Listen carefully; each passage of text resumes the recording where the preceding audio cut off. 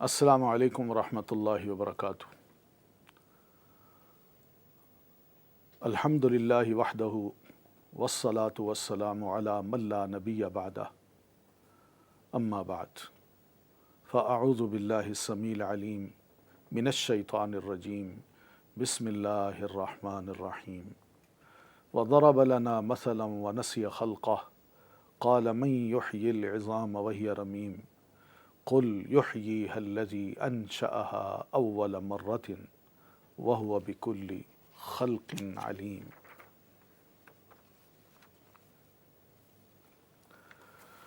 ناظرین محترم، سورہ یاسین، اس کی آیات کا ہم مطالعہ کر رہے ہیں۔ آج کی آیت نمبر 78 اور 79۔ اس میں ناظرین اسی خصومت کی بات کی گئی ہے جو حضرت انسان حق کے سامنے پیش کرتا ہے۔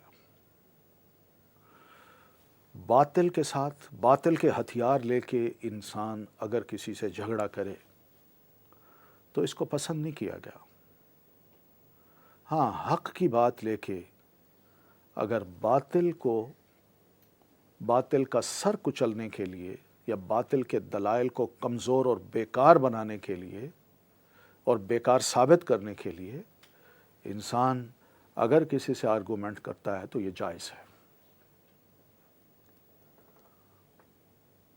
یہاں پر دوسرے مخالف باطل کے ہتھیار لے کے حق کے سامنے آ گئے اور کہتے ہیں کیا کہ وَضَرَبَ لَنَا مَثَلًا، اور وہ پیش کرتا ہے ہمارے لیے ایک مثال، وَنَسِيَ خَلْقَهُ، جبکہ وہ بھول چکا ہے اپنی پیدائش کو۔ اور مثال کیا ہے؟ قال، وہ کہتا ہے مَن يُحْيِي الْعِظَامَ، کون زندہ کرے گا ان ہڈیوں کو، وَهِيَ رَمِيمٌ، جبکہ یہ بوسیدہ ہو چکی ہیں۔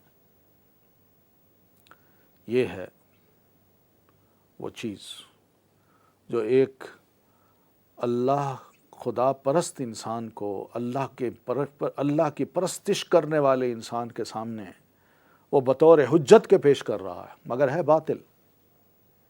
باطل کا ہتھیار ہے اس کے پاس۔ ہڈی ملی کسی کھوکھلی قبر کی اور وہ بھی بوسیدہ، وہ اٹھائی اور آ کے مسلمانوں سے کہتا ہے کہ من یحیی العظام، کون ان ہڈیوں کو دوبارہ زندہ کر سکتا ہے، وہی رمیم، جبکہ یہ بوسیدہ ہو چکی ہے۔ ہڈی بھی نہیں، ہڈی بھی بوسیدہ ہو چکی ہے، ٹکڑے ٹکڑے ہو چکی ہے اور ذروں میں بدل چکی ہے۔ یہ کیا دوبارہ زندہ ہو سکتی ہے؟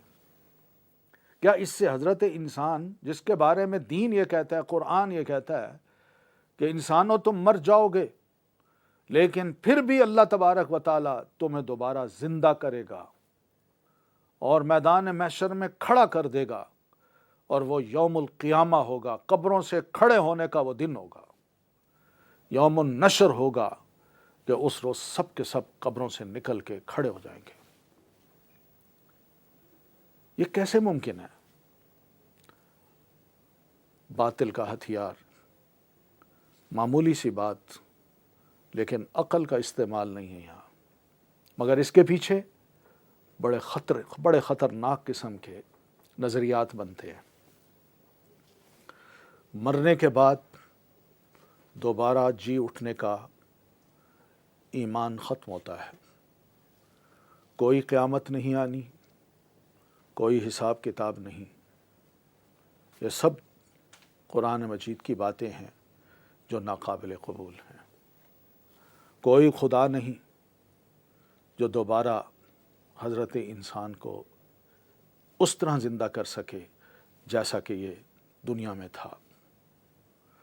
اگر ہے تو اس کے پاس کوئی قدرت نہیں، طاقت نہیں، ہمت نہیں کہ وہ اس قسم کے کام کر سکے۔ جملہ معمولی سا ہے، گمراہی کا جملہ ہے، مگر اس کے پیچھے بے شمار گمراہیاں ہیں، اور یہی وہ ہتھیار ہے جو باطل لے کے حق کے سامنے آتا ہے اور حق کو زچ کرنا چاہتا ہے۔ اللہ تعالیٰ نے فرمایا وَضَرَبَ لَنَا مَثَلًا، یہ ہمیں تو مثال دے رہا ہے، یعنی ہڈی کی، مگر وَنَسِيَ خَلْقَهُ، اپنی پیدائش کو بھول گیا۔ اپنے آپ کو تو دیکھے، اور میاں تم کون تھے؟ تمہارا آغاز کس سے ہوا؟ وہ نطفہ جو پانی کا تھا وہ کس نے بنایا؟ کس نے اس کے اندر یہ صلاحیت پیدا کی کہ وہ تم جیسے انسان کو دنیا میں لا کھڑا کرے؟ خوبصورت انسان جس کے قد کاٹ بھی ہوں، رنگ و روپ بھی ہو، جس کی آنکھیں ہوں، خوبصورت شکل ہو، مرد ہو یا عورت ہو، یہ کون ہے؟ وَنَسِيَ خَلْقَهُ، اپنی پیدائش کو وہ بھول گیا ہے۔ پیدائش کو یاد کر لے، اس کا جواب یہی مل جائے گا اس کو، کہ جب یہ نطفہ، اس کو اگر دیکھا جائے تو ایک سپرم سا تھا، بے جان سا، کوئی ہڈی نہیں تھی، کوئی شکل نہیں تھی اس میں، کوئی سر نہیں تھا، کوئی آنکھیں نہیں تھیں،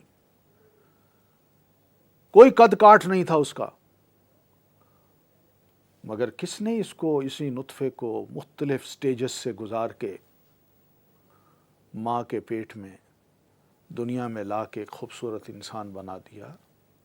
یعنی کیا تھا، کیا سے کیا بنا دیا، کبھی سوچا اس نے؟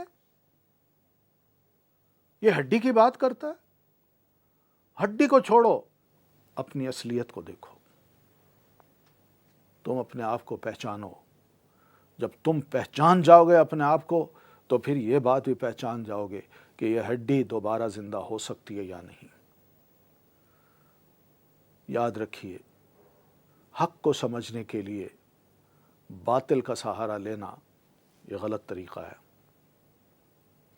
ہاں، باطل کو رد کرنے کے لیے حق کا سہارا لینا یہ فرض ہے۔ یہاں یہی بات سمجھائی کہ وہ ہمیں تو مثالیں دیتا ہے اور کہتا ہے من یحیی العظام وہی رمیم،